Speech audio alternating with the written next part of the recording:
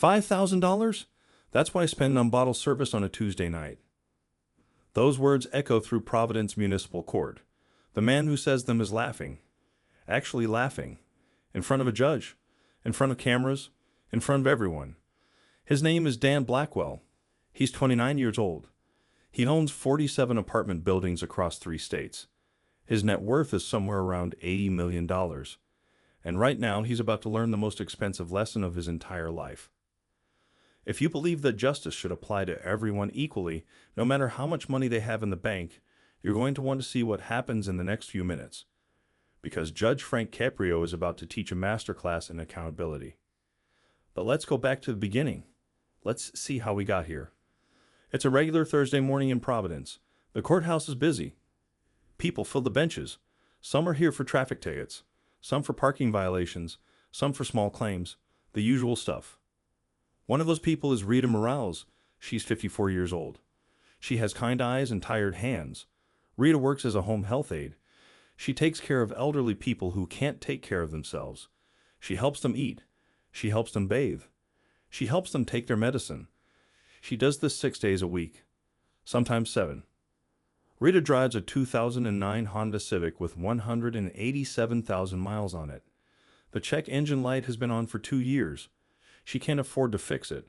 She can barely afford to keep gas in the tank. She's here today because of a parking ticket. Actually, 3 parking tickets. She got them while working. See, Rita parks on the street near her clients' houses.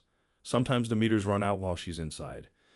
She can't leave an 80-year-old woman halfway through a bath to feed a meter, so she gets tickets, lots of them.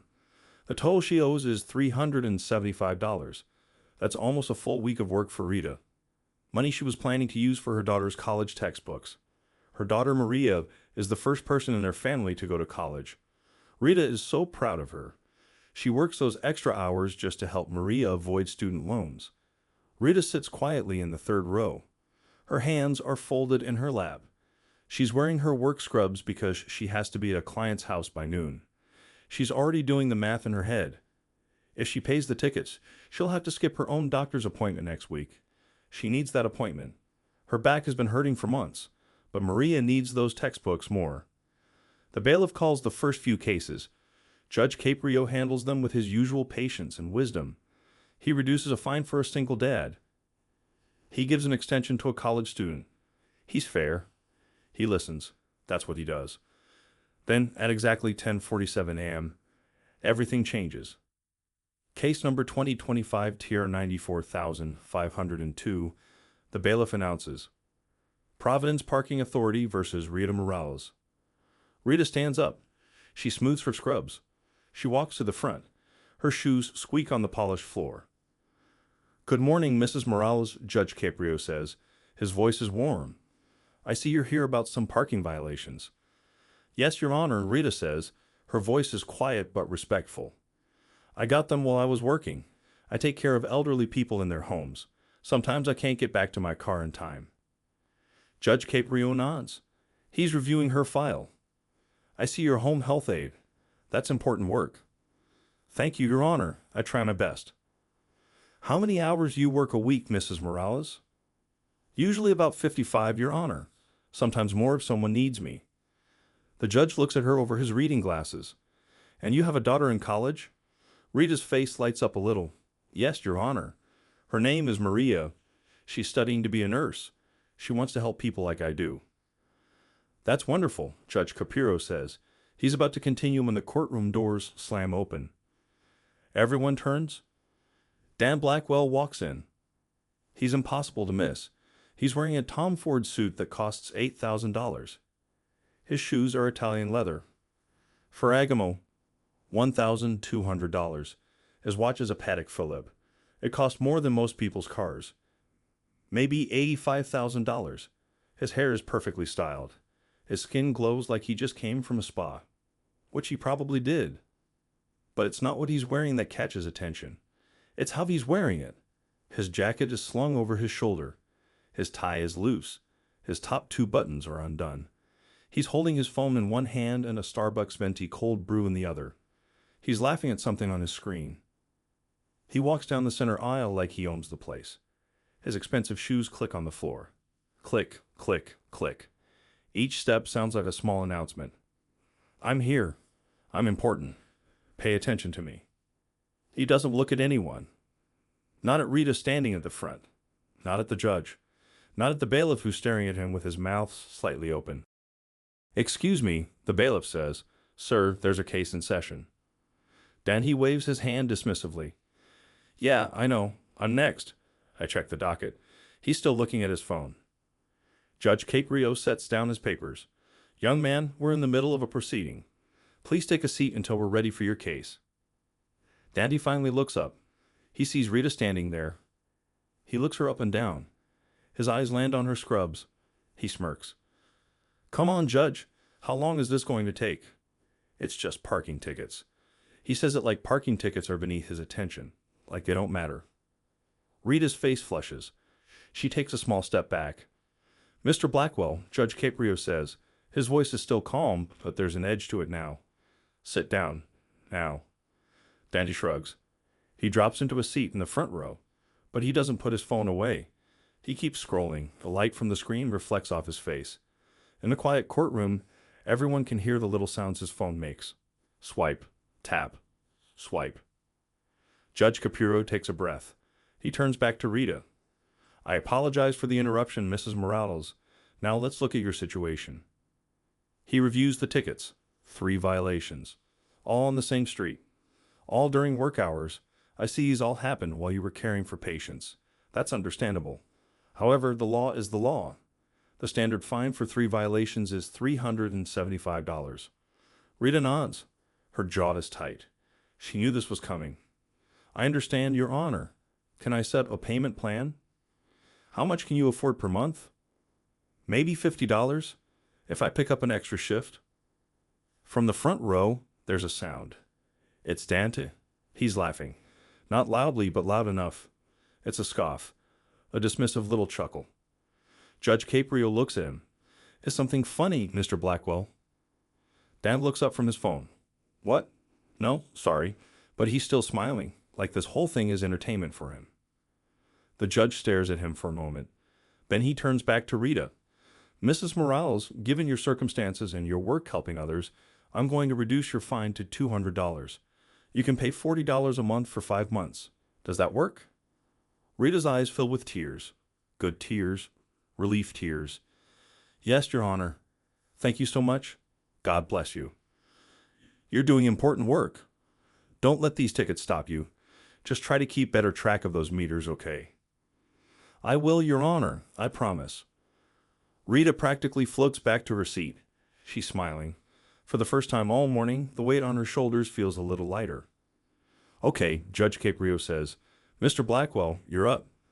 Case number 2025 CV 88319. City of Providence versus Dan Blackwell. Dante stands. He leaves his coffee on the bench. He strolls to the front. His hands are in his pockets. He's still holding his phone in one hand. The screen is still glowing. Mr. Blackwell, Judge Caprio says, please put your phone away. 1 sec. Dante's thumb moves across the screen. He's texting someone. In the middle of court. Right in front of the judge. Now, Mr. Blackwell. Okay. Chill. Then slides the phone into his pocket. The word chill hangs in the air. Several people in the courtroom exchange glances. Did he just tell the judge to chill? Judge Caprio's expression doesn't change, but something shifts in his eyes. He opens the file in front of him. It's thick, really thick. Mr. Blackwell, you're here today regarding multiple housing code violations at properties you own. Is that correct? Yeah, Dante says. He doesn't say yes, Your Honor. Just yeah, like he's talking to a buddy. According to the city inspector's report, you own an apartment building at 847 Elmdale Avenue. Is that correct? I own a lot of buildings, but yeah, that's one of mine. The inspector found 23 separate violations at that property. No heat in 6 units during winter, broken windows, water damage, mold, exposed electrical wiring, cockroach infestation, broken locks on entrance doors. The list goes on. Judge Caprio looks up. Are you aware of these conditions? Dante shrugs. I have property managers. They handle that stuff. But you're the owner. You're ultimately responsible. These violations put your tenants at risk. Some of them are families with children. Another shrug. Look, Judge, I buy buildings. I rent them out. If people don't like it, they can move. The courtroom goes quiet. Someone in the back row inhales sharply.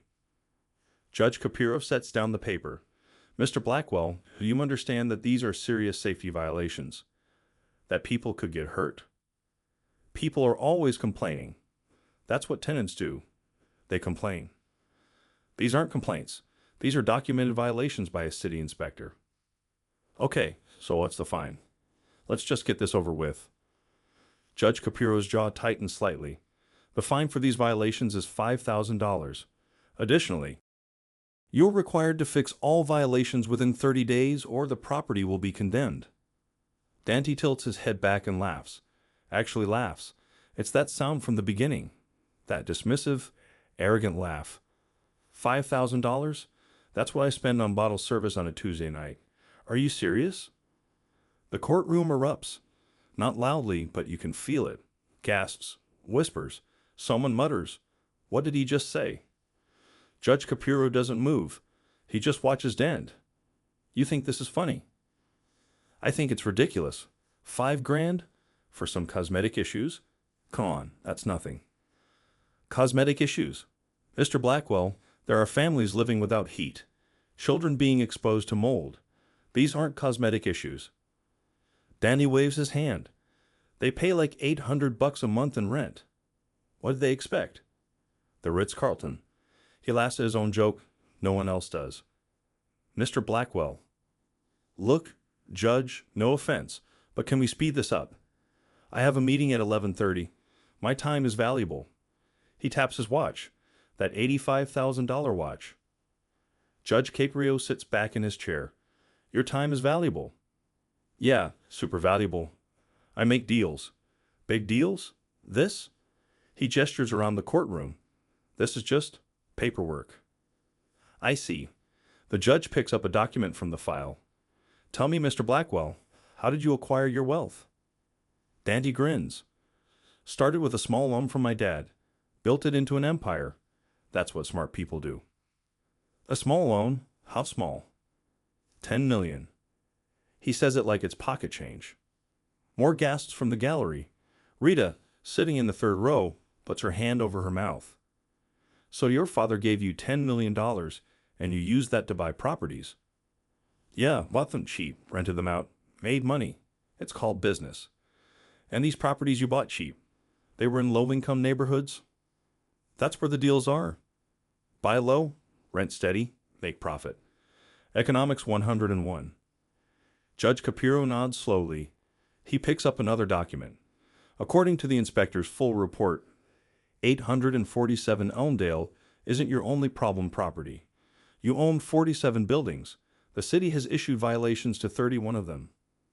Like I said, I have property managers. In the last 3 years, you've been fined a total of $87,000 for various violations. You've paid every fine, but you haven't fixed the problems. You just keep paying the fines and collecting rent. Dante shrugs again. It's his favorite gesture. It's cheaper to pay the fines than do the repairs. Again, basic business. The courtroom is dead silent now. Everyone is staring at him, but Dante doesn't notice, or maybe he doesn't care. Judge Caprio leans forward. Mr. Blackwell, do you know who Rita Morales is? Dan blinks. Who? The woman who was just here before you. The woman in the scrubs. Oh, no, should I? She's a home health aide. She works 55 hours a week taking care of elderly people. She makes about $15 an hour. That's less than $800 a week before taxes. She's here because she got parking tickets while doing her job. Tickets she can barely afford to pay. Okay? Dante says he genuinely doesn't understand why the judge is telling him this. You just said you spend $5,000 on bottle service on a Tuesday night. That's more than Rita makes in 6 weeks of full-time work. What's your point? My point, Mr. Blackwell, is that you're standing in a court of law, treating a $5,000 fine like it's a joke, while hardworking people like Mrs. Morales struggle to pay $375. Does that seem right to you? Dante shrugs. That's life, Judge. Some people win. Some people lose. I'm a winner. That's not my fault. A woman in the gallery stands up. Are you kidding me? She shouts. The bailiff moves toward her, but Judge Caprio holds up a hand. Ma'am, please sit down. I'll handle this. The woman sits, but she's shaking her head. Her face is red with anger. Judge Caprio turns back to Dan. Mr. Blackwell, let me ask you something. Have you ever gone without heat in the winter? What? No. Have you ever lived in a place with mold growing on the walls? Of course not. Have you ever had to choose between paying a fine and buying medicine? No. Dante is starting to look annoyed. Look, what does any of this have to do with my fine? It has everything to do with it. You see, in this courtroom, I see people every day who are struggling. Really struggling. They're here because they made a mistake or because life dealt them a bad hand. And most of them, they're respectful. They're humble. They understand that actions have consequences. I get it. Actions have consequences. So here's my consequence.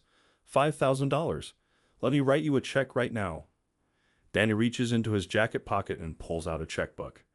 An actual checkbook. Who carries a checkbook anymore? He clicks a pen. Who do I make it out to? Judge Caprio doesn't answer. He's looking at Dante like he's studying him. Like he's trying to understand what's happening inside his head. Mr. Blackwell put the checkbook away. Why? Let's just get this done. I pay the fine, you fix your budget. Everyone wins. Everyone wins. Yeah, you need money for the city, right? So here, take it. He tears out a check and holds it up. It's already filled out. $5,000.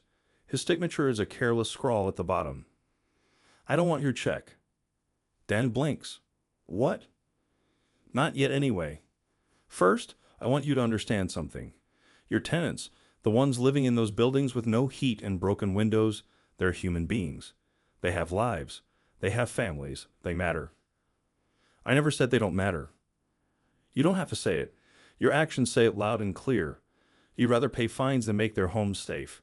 Because it's cheaper. That's what you said. It's cheaper. It's just business. It's just business, Judge Caprio repeats. Tell me, Mr. Blackwell, do you know what it's like to be cold? Really cold? The kind of cold that gets into your bones and won't leave. I mean, I've been skiing. Someone in the courtroom laughs. Not a happy laugh. A bitter one. Skiing, the judge says. So you've chosen to be in the cold. For fun. For sport. Have you ever been cold because you had no choice? Because your landlord wouldn't fix the heat? No. Have you ever slept in your coat because your apartment was 40 degrees? No. Have you ever watched your child shiver at night because there was no heat? I don't have kids. But your tenants do. There are children in your buildings right now who are cold. Who are breathing in mold. Who are living in conditions you wouldn't tolerate for 5 minutes. Dan shifts his weight. For the first time, he looks slightly uncomfortable. Look, I'll fix the problems. I'll call my property manager after this. Will you? Because according to this report, you've been saying that for 3 years. The violations keep piling up. The fines keep getting paid, but nothing changes. This time will be different. Why should I believe that? Because I'm saying it. Judge Caprio shakes his head. Your word doesn't mean much to me right now, Mr. Blackwell. You've demonstrated pretty clearly what you value, and it's not people. It's not safety. It's not doing the right thing. It's money and convenience. Hey, that's not fair. Isn't it? You walked in here laughing at a $5,000 fine. You interrupted another person's case because you were impatient. You've been disrespectful and dismissive. You treat this courtroom like it's an inconvenience, like rules don't apply to you. Rules do apply to me. That's why I'm here. That's why I'm paying the fine. You're paying the fine because it's easier than caring. That's not the same thing as accountability. Dante's face is getting red now. Okay, what do you want from me? An apology? Fine, I'm sorry. Can I go now? No. No? No, because you don't mean that. I've been doing this job for a long time, Mr. Blackwell. I can tell when someone is sorry, and I can tell when someone is just saying words to get out of a room. Dante throws up his hands. What do you want me to say? That I'm a terrible person? That I'm some kind of villain? I'm a businessman. I own properties. I charge rent. That's legal. That's capitalism. Capitalism doesn't mean cruelty. Doing business doesn't mean treating people like they're disposable. I don't treat people like they're disposable. Then why do you treat their homes that way? Judge Caprio picks up a photo from the file. He holds it up. This is from apartment 3B at 847 Elmdale. Do you see this? Danny glances at it. I see mold. That's right. Black mold. Growing around the bathtub and up the wall. Do you know what black mold does to people? Makes them sick, I guess. It makes them sick. It causes respiratory problems, headaches, dizziness. In children and elderly people, it can be life-threatening. And you know who lives in apartment 3B? Danny doesn't answer. A woman named Sharon Thompson. She's 67 years old. She has asthma. She's been hospitalized twice in the last year. Twice, because she's breathing in this mold every single day. I didn't know that. You didn't know because you didn't care to know. When Mrs. Thompson called your property management company 14 times asking for help, did you know about that? I don't deal with tenant calls. Exactly. You don't deal with anything. You just collect the checks. Judge Caprio sets down the photo and picks up another one. This is from apartment 7F. The electrical outlet caught fire last month. The tenant woke up to smoke filling her bedroom. She has 2 kids under the age of 5. They could have died. But they didn't. The courtroom gasps. Someone yells, "Oh my God." Dandy realizes immediately he's made a mistake. That came out wrong. I just mean. They could have died, and your response is, but they didn't. Do you hear yourself? I'm sorry. I didn't mean it like that. Judge Caprio takes off his glasses. He rubs his eyes. When he puts the glasses back on, his expression has changed. Something has shifted. The patience is gone. Mr. Blackwell, I'm going to tell you a story. When I was a young man, my father lost his job. We didn't have much money. We moved into a small apartment. It wasn't fancy, but it was home. One winter, the heat stopped working. My father called the landlord every day for 2 weeks. Nothing happened. My mother got sick from the cold. We all slept in one room with the oven on to stay warm. Do you know what that feels like? Dan doesn't answer.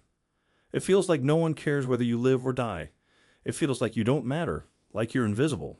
My father worked 2 jobs. He paid rent on time every month, but the landlord couldn't be bothered to fix the heat, because it wasn't convenient, because it cost money, because we were just tenants. The courtroom is absolutely silent. I became a judge because I believe everyone deserves dignity. Everyone deserves justice, rich or poor, powerful or powerless. Everyone, and when I see someone like you, someone who has so much, treating people with so little like they don't matter, it makes me angry, really angry. Dante swallows. He's not smiling anymore. So here's what's going to happen. I'm not accepting your $5,000 fine. Not anymore. What do you mean? I mean you've shown contempt for this court. Contempt for the law. Contempt for basic human decency. And that changes things. You can't just change the fine. Actually, I can. You want to know why? Because you walked in here laughing. Because you've been disrespectful and arrogant. Because you told a judge to chill. Because you value bottle service more than human safety. Every word you've said has made this worse for you. Dante's face goes pale. Hold on. No? You hold on? You've had the floor this whole time. Now it's my turn. Judge Caprio opens a thick legal book on his bench. He flips through pages. Mr. Blackwell, under Providence Municipal Code, I have the authority to adjust fines based on the defendant's behavior in court and their ability to pay. You've demonstrated that $5,000 means nothing to you. Those were your words, not mine. So that fine is no longer appropriate. What are you saying? I'm saying your new fine is $150,000. The courtroom explodes. People gasp. Someone screams. Dante's mouth falls open. What? You can't. That's insane. Insane? You made $6.2 million last year in rental income. That's a matter of public record. $150,000 is roughly 2.4% of your annual income. That's less than Rita Morales' parking tickets are to her income, proportionally speaking. Does that seem insane to you? This is crazy. You're abusing your power. I'm exercising my legal authority. There's a difference. Judge Caprio makes a note in his file. But we're not done. Not done? What else is there? The $150,000 is the fine. But there are also the repairs. All 23 violations at 847 Elmdale must be fixed within 30 days. But I'm not stopping there. All 31 buildings with violations must be brought up to code within 90 days, or they will all be condemned. You'll lose your rental income. You'll lose your investment. All of it. Dante is shaking his head. That's going to cost millions. Then you better get started. That's what happens when you neglect properties for 3 years. I have rights. I'll appeal this. You have every right to appeal. Good luck with that. The city has documented evidence of years of violations. Your own words on the record today. And a courtroom full of witnesses who heard you say that $5,000 is what you spend on a Tuesday night. Dan runs his hands through his perfectly styled hair. It's not so perfect anymore. You're destroying me. No, you destroyed yourself. I'm just holding you accountable. I came here to pay a fine. A small fine. Now you're talking about millions of dollars. You came here with an attitude that showed you don't respect the law. That has consequences. Big consequences. Dan points at the judge.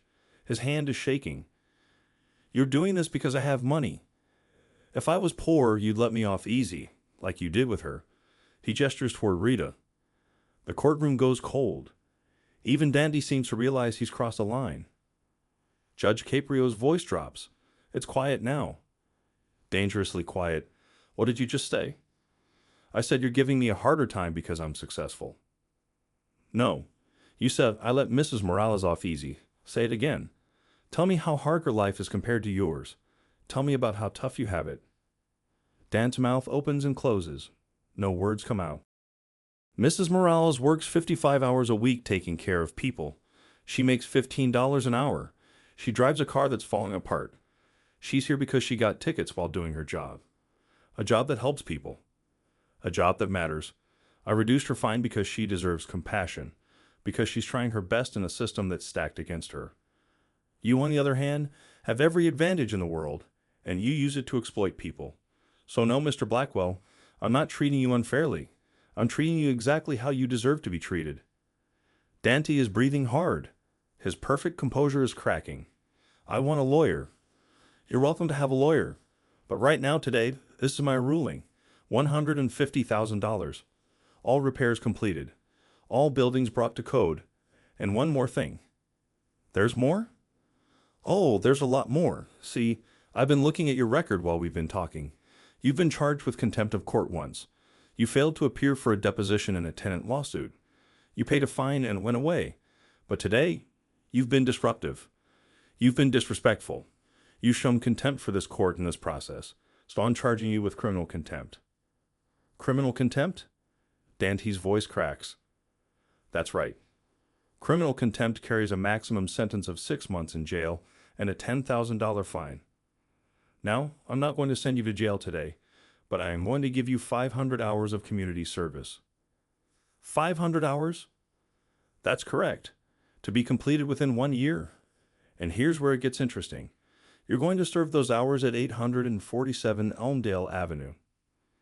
Dan blinks. My own building? Your building. You're going to work as a maintenance assistant. You're going to fix the problems yourself, or at least help fix them. You'll work alongside the contractors and repair people. You'll meet the tenants. You'll see how they live. You'll understand what you've done. That's humiliating. That's the point. You need to understand what responsibility looks like, what accountability feels like. Right now, you're a 29-year-old man who's never faced a real consequence in his life. That ends today. Dante is shaking his head. I'll appeal. I'll fight this. Fight away. But until a higher court overturns my ruling, you'll follow my orders. And let me be clear. If you don't complete the community service, you'll go to jail. If you don't complete the repairs, your buildings will be condemned. If you don't pay the fine, I'll put a lien on every property you own. Do you understand? This is wrong. No, Mr. Blackwell. What's wrong is letting a family sleep in the cold because you're too cheap to fix a furnace. What's wrong is ignoring mold that's making people sick. What's wrong is laughing at a fine while people struggle to survive. That's what's wrong. This, Judge Caprio gestures at the papers in front of him. This is justice. Dan looks around the courtroom. He's searching for sympathy, for support. He doesn't find any. Everyone is staring at him with a mixture of shock and satisfaction. This isn't over, Danny says. Actually, it is. For now, anyway. Bailiff, please make sure Mr. Blackwell gets copies of all the court orders. He has 30 days to begin the repairs at 847 Elmdale. He has 90 days for the other properties. Community service begins next Monday. He'll report to the city's community service coordinator at 8 a.m. They'll dress in work clothes. No designer suits. No gold watches. Just regular clothes. And he'll work. Real work. The bailiff nods. Yes, Your Honor. Judge Caprio looks at Dana one more time. Mr. Blackwell, I hope you learned something from this. I really do, because if you don't, if you come back into my courtroom with the same attitude, the same arrogance, the same disregard for people, I will not be this lenient next time. Lenient? Dante's voice is almost a whisper. Yes, lenient. I could have put you in jail today. I chose not to. I'm giving you a chance to make this right, to become a better person, to use your resources to help instead of hurt. Don't waste it. Danny doesn't respond. He just stands there, his shoulders slumped, his face pale. The man who walked in laughing is gone. In his place is someone who looks lost, confused, scared. Court is adjourned for morning recess, Judge Caprio says. He bangs his gavel. The sound echoes through the courtroom. Danny stumbles back to his seat. His legs don't seem to work right. He sits down hard. He puts his head in his hands. His phone is still in his pocket, but he doesn't reach for it. His coffee is still on the bench next to him, but he doesn't drink it. People are filing out for the recess. They're talking. Whispers buzz through the room like electricity. Did you hear that? $150,000? He deserved it. Acting like that. I wish I could see him doing community service. That judge doesn't play around. Rita Morales walks past Dan on her way out. She stops for just a second. She looks at him. There's no anger in her eyes. No satisfaction. Just something that might be pity. You should fix those apartments, she says quietly. People are counting on you. Then she's gone. Dante sits alone in the emptying courtroom. The bailiff stands nearby, holding a thick envelope of court documents. Dante will have to take those. He'll have to read them. He'll have to figure out what to do next. But right now, he can't move. Everything has changed in less than 30 minutes. He came here expecting to write a check and leave. Instead, he's leaving with the biggest problem of his life. $150,000. Millions more in repairs, 500 hours of community service, working in his own building, meeting his tenants, facing what he's done. And somewhere in his mind, past the shock and the anger and the fear, a tiny voice is asking a question he's never asked before. What have I become? The media picks up the story fast, really fast. Someone in the courtroom recorded the whole thing on their phone. By that afternoon, the video was everywhere. Facebook, Twitter, TikTok, Reddit. It goes viral. The most popular clip is the moment Dan said, $5,000? That's what I spend on bottle service on a Tuesday night. That clip has 4.7 million views in the first 24 hours. The comments are brutal. This judge is a legend. Finally, someone standing up to entitled rich people. I want to be this judge when I grow up. Dan Blackwell just learned the most expensive lesson ever. Plot twist. Bottle service now costs $150,000. News stations call it the fine that broke the internet. They interview tenants from Danny's buildings. The stories are heartbreaking. A single mom whose son has asthma from the mold. An elderly man who almost froze to death when the heat broke in January. A young couple whose apartment flooded and destroyed everything they owned. Dan's name becomes synonymous with bad landlord. His face is everywhere. Memes spread. Someone makes a website called Dantwatch that tracks whether he's actually fixing the buildings. 3 days after the court hearing, Dante's phone rings. It's his father. What the hell were you thinking? His father's voice is ice cold. Dad, Do you have any idea how bad this makes us look? I've had 6 business partners call me. 6. They're all asking if we're really that kind of company, if we really treat people that way. It's not that big a deal. I'll appeal. You'll appeal? Dante, you're all over the internet. My friends are sending you the video. Do you know how embarrassing that is? I'll handle it. You'll handle it? How?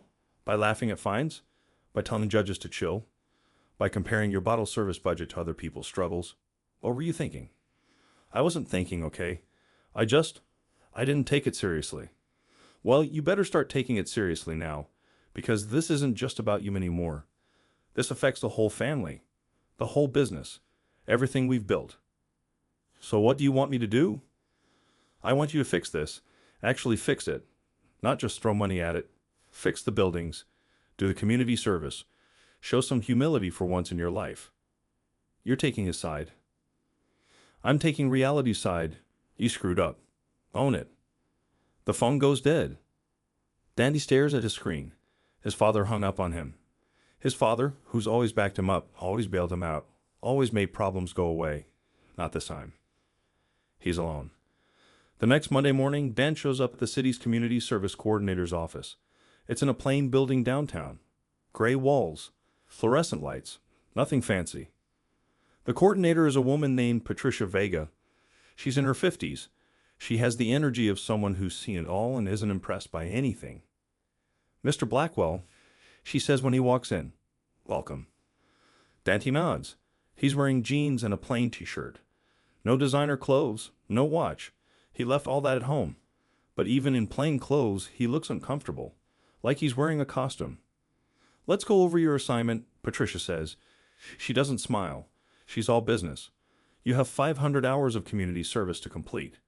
You'll work at 847 Elmdale Avenue, your own property. You'll assist with repairs and maintenance. You'll work Monday through Friday, 8 a.m. to 5 p.m. with an hour lunch break. That's 8 hours a day. At that rate, you'll complete your service in about 13 weeks. However, you have a year to finish, so if you need to adjust the schedule for business obligations, we can work that out. Okay, Dante says. You'll report to the lead contractor, Miguel Santos. He's overseeing all the repairs at that property. You'll do whatever he tells you to do. Carry tools. Clean up. Assist with actual repairs if you're qualified. You'll wear this. She hands him a bright orange vest. On the back, in big black letters, it says Community Service. Dante takes the vest. He stares at it. You'll also wear this. She hands him a badge on a lanyard. It has his photo and the word offender. Offender? That's what you are. You've been convicted of criminal contempt. That makes you an offender. You'll wear the badge at all times during your service hours. It's non-negotiable. Dante wants to argue, but he remembers the judge's warning. If he doesn't comply, he goes to jail. So he takes the badge. Any questions? Patricia asks. No? Good. Be at 847 Elmdale tomorrow morning at 8 a.m. sharp. Don't be late. Miguel doesn't like waiting. The next morning, Dante pulls up to 847 Elmdale Avenue in his Mercedes. He sits in the car for a moment, looking at the building. It's a 3-story apartment complex. The paint is peeling. Several windows are boarded up. The front steps have cracks in them. It looks tired. Forgotten. He's driven past this building 100 times and never really looked at it. It was just a number on a spreadsheet. A source of income. But now he's really seeing it. It looks sad. At exactly 8 a.m., a truck pulls up. A man gets out. He's about 40 years old. Brown skin. Strong build. He's wearing work boots, jeans, and a flannel shirt. He sees Dante and walks over. You Dante Blackwell? Yeah. I'm Miguel Santos. I'm the contractor. You're working with me. Okay. Miguel looks him up and down. You ever done any real work before? I've worked. I mean real work, with your hands, physical labor. Dante doesn't answer. That's why I thought, well, you're about to learn. Come on. Miguel leads him into the building. The inside is worse than the outside. The hallway is dim. The carpet is stained. The air smells like mildew and something else Dante can't quite place. It's unpleasant. First thing we're doing is replacing the furnace in the basement. Mogul says, "The heat hasn't worked all winter. You know that?" "I know now." "You should have known then. But whatever. Let's go."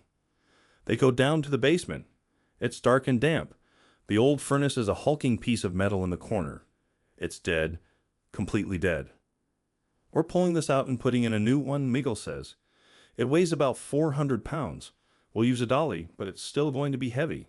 Think you can handle it?" "I can handle it. We'll see."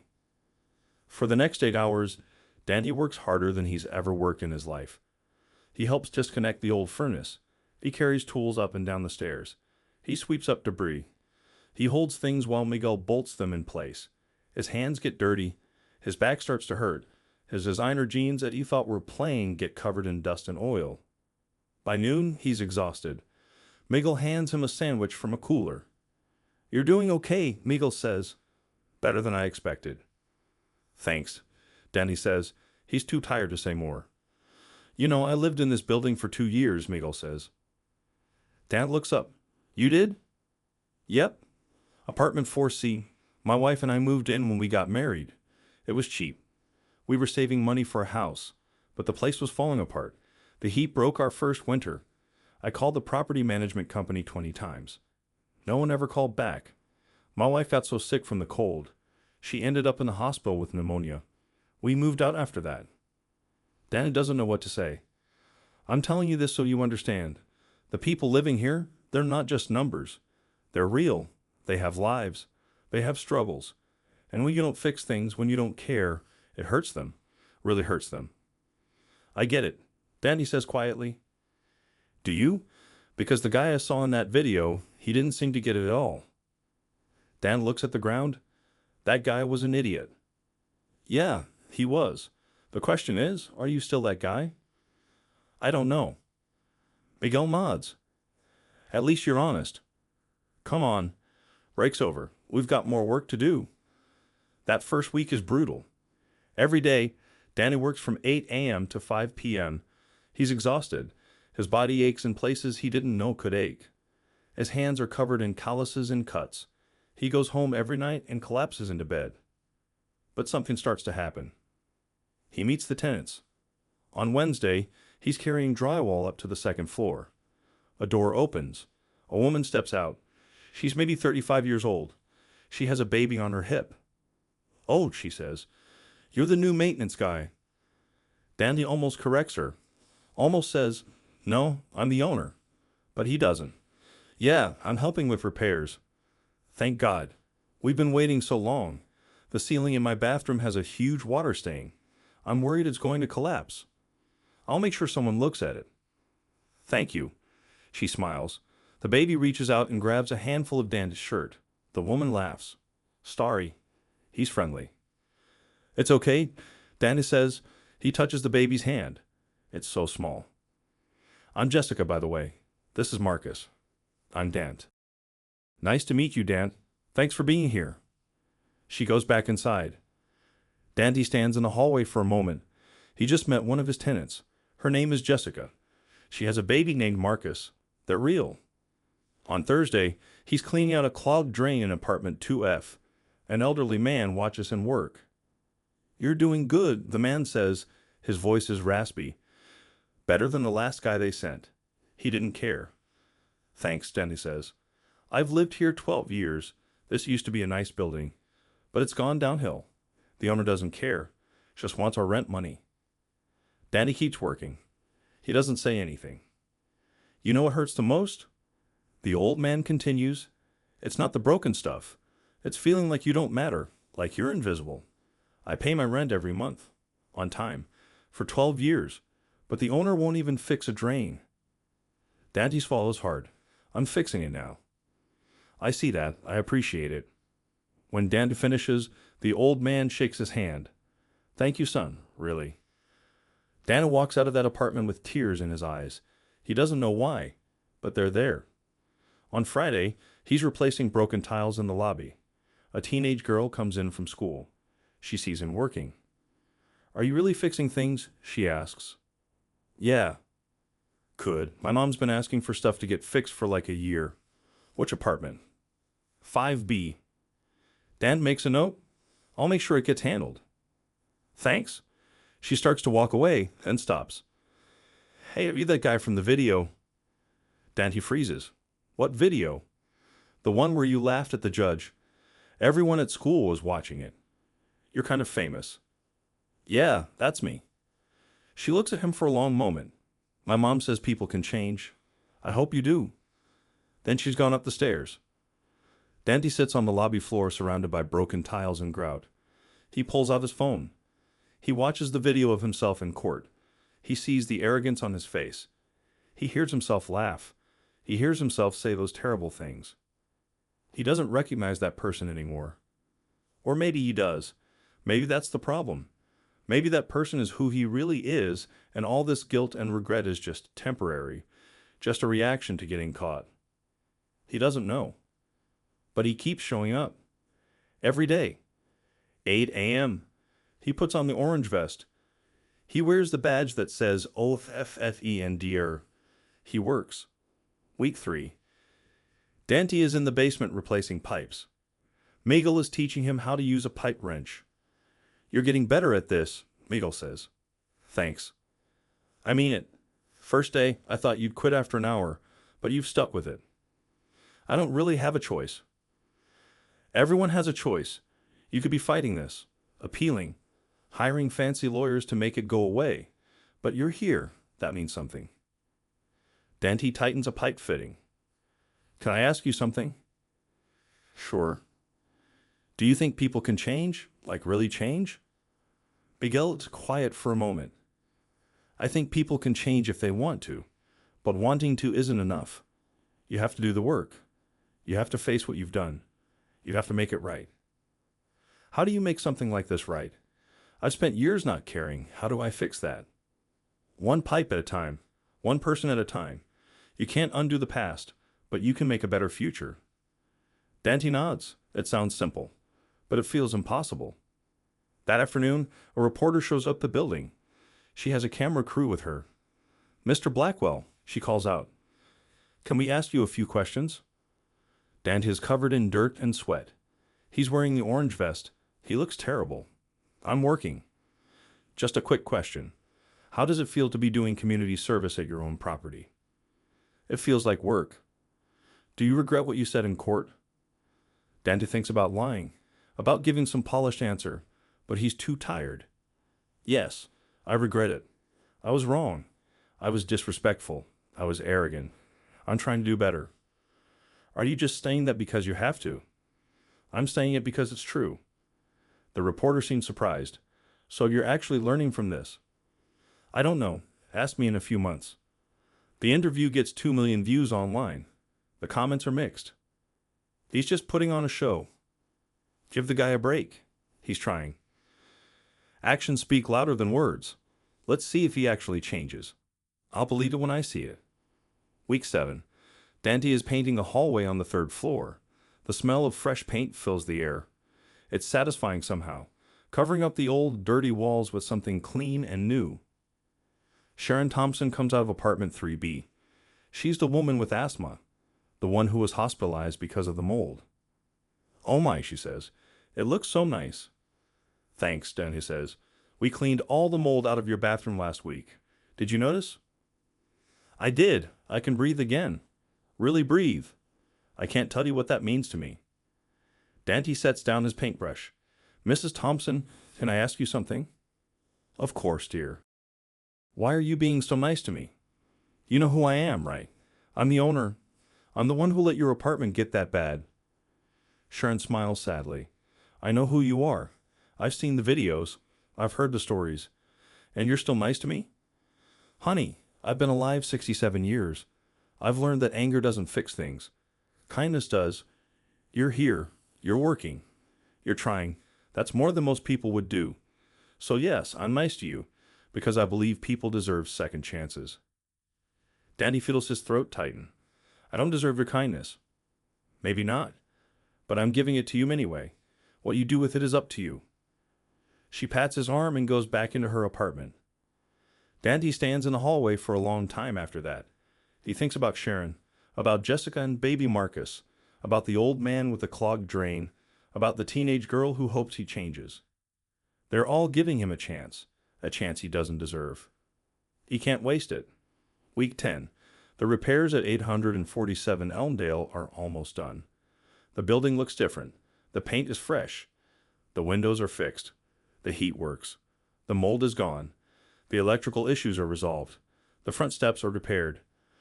Miguel does a final walkthrough with Dante. "This is good work," Miguel says. "Really good. The building looks 100 times better. It should have looked like this all along." "Yeah, but it didn't. Now it does. That matters." They walk through the lobby. Dan remembers the first day he saw it. How sad and forgotten it looked. Now it feels like a place where people would want to live.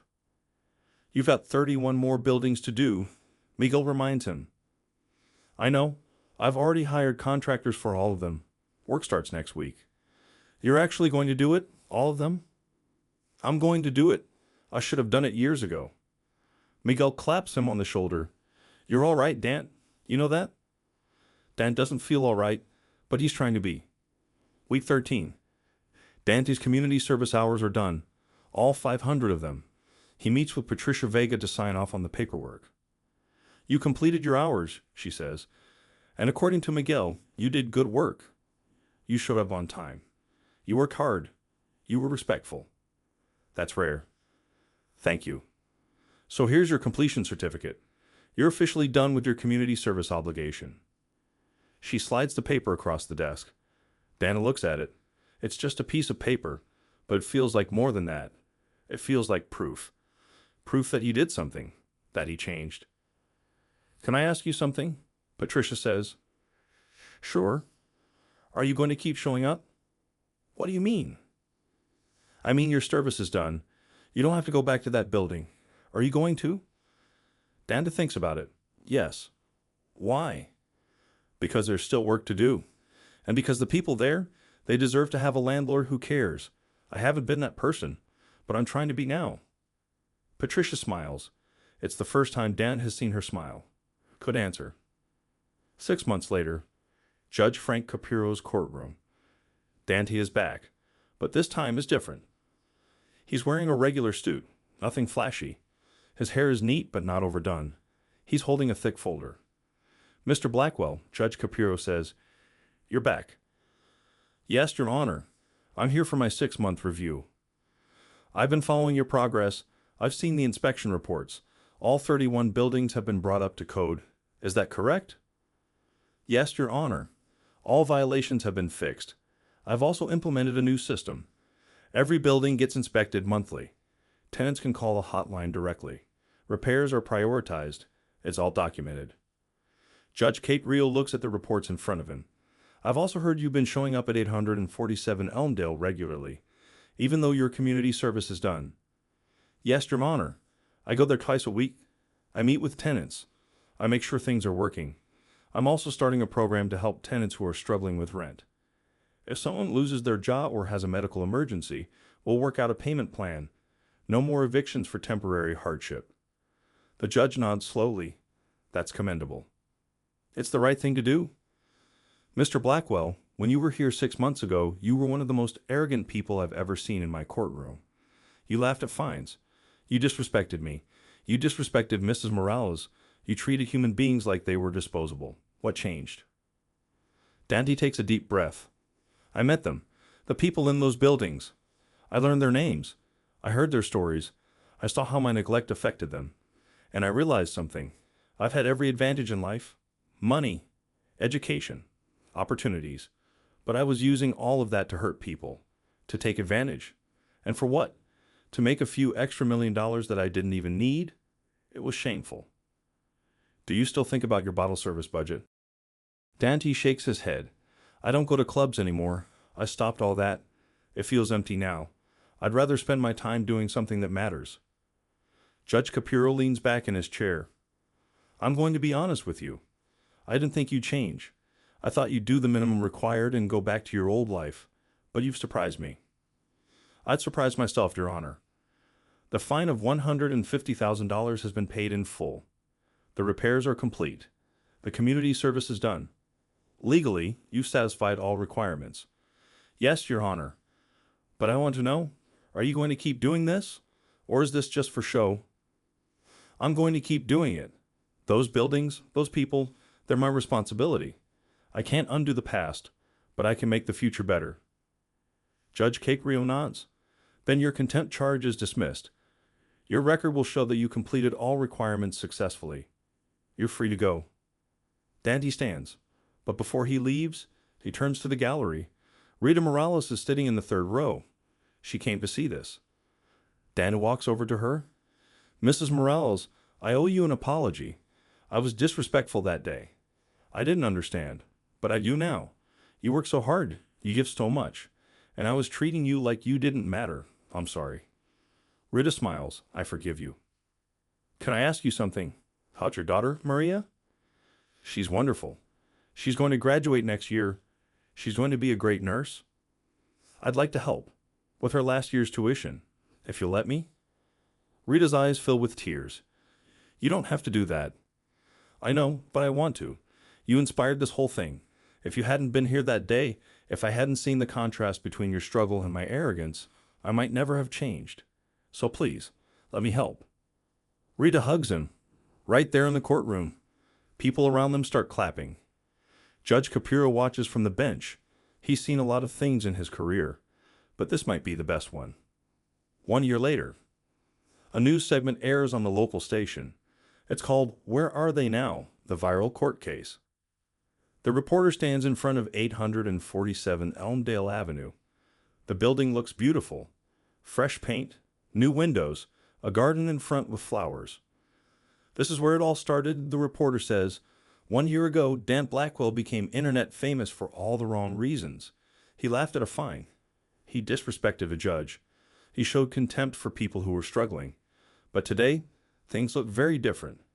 The camera shows Dante inside the building. He's meeting with a tenant. They're reviewing a repair request. I try to be here at least twice a week, Dante tells the camera. Sometimes more. I want people to know I care, that they matter. The reporter interviews tenants. He's completely different, Jessica says. She's still holding baby Marcus, who's bigger now. He actually listens. He fixes things. He cares. Sharon Thompson. He saved my life. I really believe that. The mold was killing me. Now I can breathe. I can live. He did that. The old man from 2F. I've seen a lot of landlords come and go. This one's different. He gets it. Miguel Santos. I've worked with him for over a year now. At first, I thought it was an act. But it's not. He's genuinely changed. He works hard. He shows up. He cares about the quality. That's rare. The reporter asks Dan about the viral video. Do you ever watch it? Sometimes. It's hard to watch. Seeing myself like that, so arrogant and clueless. But I need to remember it. Because that's who I was. And I never want to be that person again. What did you learn from all of this? Dante thinks for a moment. I learned that money doesn't make you better than anyone. That privilege is an accident of birth, not a merit badge. That people deserve dignity and respect no matter what. And that it's never too late to change. It's hard, really hard. But it's possible. The segment ends with footage of the community garden at 847 Elmdale. Tenants are planting vegetables. Kids are playing. People are smiling. The reporter's voiceover. From viral villain to community hero. It's a transformation that proves people can change, if they're willing to do the work. Judge Frank Caprio sits in his chambers. It's late. The courthouse is quiet. He's reviewing files for tomorrow's cases. On his desk is a framed photo. It's from the dedication of the new community center that Dan funded. Dante is cutting the ribbon. Kids are cheering. Rita Morales is there. Sharon Thompson. Jessica. Miguel. All the people from that day in court. The judge keeps the photo as a reminder that justice isn't just about punishment. It's about transformation. It's about giving people the chance to be better. Not everyone takes that chance, but some do. Dante did. The judge closes the case file. He writes a note in the margin, just 2 words. Redemption earned. Then he closes the file and puts it away.